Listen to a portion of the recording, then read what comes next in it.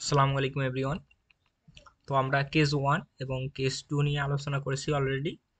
তো আমাদের সংখ্যা পদ্ধতির যে কেস 1 অর্থাৎ আমরা ডেসিমাল থেকে যে কোনো নাম্বারে কনভার্ট করার ক্ষেত্রে একটা কেস 1 এ আমরা দেখছিলাম রুলসটা, এবং দ্বিতীয় নম্বর কেস 2 রুলসটা আমরা দেখেছিলাম মেইনলি আমরা অর্থাৎ অর্থাৎ যে কোনো নাম্বার থেকে আমরা ডেসিমাল নাম্বারে কিভাবে চলে যেতে পারি, রাইট? আচ্ছা, তো এই সম্পর্কে আই থিঙ্ক আমরা জেনেছি। তো আজকে আমরা দেখব কেস 3। হ্যাঁ, তো এটা না, তো আমাদের সার্কিট বাংলা একাডেমির পক্ষ থেকে সকলকে স্বাগতম। আপনারা সবাই আমাদের চ্যানেলটিকে ফলো করবেন এবং বন্ধুদের মাঝে শেয়ার দিয়ে দিন। আচ্ছা, তো আমরা কেস 3 দেখব। তো কেস 3 তে আমরা দেখব অর্থাৎ আমাদের যে বাকি যে কয়েকটা নিয়ম আছে এই কয়েকটা নিয়ম দেখব, রাইট? আচ্ছা, তো এই কেস 3 এর একটা নিয়মের মধ্যে একটা আছে আমাদের বাইনারি থেকে অক্টাল। এই নিয়মগুলো মেইনলি অনেকটা সোজা, আর বাকি নিয়মগুলো যেমন আমরা ডেসিমাল থেকে বাইনারি বা অক্টাল, আবার ফের বাইনারি থেকে ডেসিমাল, এগুলোর ক্ষেত্রে আমরা 2 দ্বারা গুণ করা ভাগ করা লাগছিল, আবার ফের গুণ করা লাগতেছিল, রাইট? তো এই নিয়মে কোনো প্রকার গুণ করা লাগবে না, জাস্ট এই নিয়মগুলো অনেকটা ইজি। হ্যাঁ, আচ্ছা, তো আমরা আজকে দেখব বাইনারি থেকে অক্টালে কিভাবে রূপান্তর করতে হয়। বাইনারি থেকে অক্টাল, রাইট? আচ্ছা, তাহলে আগে আমাদের বিষয়টা একটু লক্ষ্য রাখতে হবে। আমাদের বাইনারি নাম্বারগুলো 0 এবং 1 এগুলো দিয়ে কিন্তু শুরু হবে, রাইট? তো আমাদের অক্টাল নাম্বারে আবার ফির বেসটা মনে রাখতে হবে। হ্যাঁ, অক্টালের বেস মেনলি অক্টালের বেস হলো 3। হ্যাঁ, এই বিষয়টা একটু মনে রাখতে হবে। অর্থাৎ বেস না, তো অক্টালের বেস তো 8। হ্যাঁ, তো অক্টালের বেস 8 না, অর্থাৎ বাইট। অক্টালের বাইটটা মনে রাখতে হবে। হ্যাঁ, তো আমি একটা বেস লিখছি, এটা বেস না বাইট। অক্টাল কত বাইট? 3। 3 বাইট। হ্যাঁ, এই বিষয়টা একটু মনে রাখতে হবে। হ্যাঁ, আচ্ছা, অনেকগুলো বিট এবং বাইট সম্পর্কে আরো জানতে হবে। তো আমাদের একটু মনে রাখতে হবে অক্টাল হলো 3 বাইটের। হ্যাঁ, তো 3 বাইট বলতে কি বোঝায়? এই তিনটা সংখ্যা নিয়ে একটা করে পেয়ারের মতো তৈরি করে, রাইট? আচ্ছা, তো আমি একটা এক্সাম্পল চুজ করি, তাহলে হয়তো আমরা আরো বুঝতে পারবো।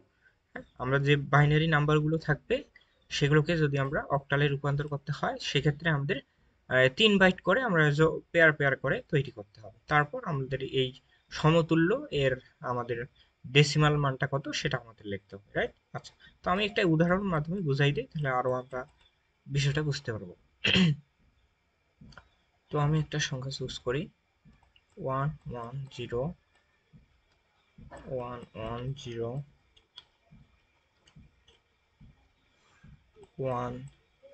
10, সরি, জিরোটা উপরে গেল, 0011। এটা একটা সংখ্যা চুজ করলাম। এটা আমাদের বাইনারি নাম্বার, এটাকে আমরা যদি অক্টালে রূপান্তর করি অর্থাৎ 8 পেজে রূপান্তর করি, সেটা কত হবে এটা আমরা দেখতে হবে, রাইট? আচ্ছা, তো আগে ফার্স্ট অফ অল আমাদের বাইনারি ডিজিটটা আগে লিখতে হবে। হ্যাঁ, আমরা এই যে বাম থেকে, হ্যাঁ, আমরা এই যে ডান থেকে বামের দিকে 3 বাইট করে নিব। হ্যাঁ, আচ্ছা, তো আমরা 3 বাইট করে যদি সাজাই, তাহলে এখানে যদি সাজাই তাহলে কত হবে দেখো, 110। অর্থাৎ এখান থেকে আমরা 3টা বিট নিলাম, তারপর আবার 3টা বিট নেই পরবর্তীর 010, রাইট? আবার 3টা বিট নিলাম, অর্থাৎ 010। তারপর কি থাকবে? 010, 110। হ্যাঁ, 110। আবার 3টা বাইট নিয়ে একটা পেয়ারের মতো তৈরি করেছি, কত হবে? 110। তারপর কত থাকবে? 11। বাট এখানে আমাদের 3 বাইট করতে হলে একটা আমাদের সংখ্যা লাগবে। এখানে কি সংখ্যা নেব আমরা? 0 দিয়ে 3 বাইটটাকে পূরণ করে দেবো, রাইট? আচ্ছা, এই হলো আমাদের নিয়ম। হ্যাঁ, তো আমরা এখন এর সমতুল্য, এই সবগুলোর সমতুল্য ডেসিমাল মানটা কত সেটা আমাদের নির্ণয় করতে হবে। হ্যাঁ, তো এটা যদি বের করি তাহলে আমাদের বাইনারি থেকে অক্টালে রূপান্তর হয়ে গেল। তাহলে দেখো এর ডেসিমেল, সমতুল্য ডেসিমেলটা কত বলো দেখি। তো এটাকে যদি আমরা ওই যে মেমোরি সিস্টেমে করি তাহলে কত হবে? 1 2। দ্যাট মিনস এটা কত হবে? আমাদের মেমোরি সিস্টেমটা জানতে হবে। হ্যাঁ, 1 2 4 8 16 32 পর্যন্ত আমরা জানি, এই মেমোরি সিস্টেমটা জানতে হবে। হ্যাঁ, ওকে, ওকে ফাইন। তাহলে এটা 1 আর এটা 2, দ্যাট মিনস এটা কত হবে বলো? 3। 1 আর 2 যোগ করো 3। তো এটাকে যদি করি তাহলে 1 0 4, দ্যাট মিনস এটা তো 0 0 হলে কাউন্ট হবে না, দ্যাট মিনস এটা হবে 2। তো এটা কত হবে 1 1 1 2, দ্যাট মিনস 3। তো এটা কত হবে দেখো 1 1, দ্যাট মিনস এটাও 3।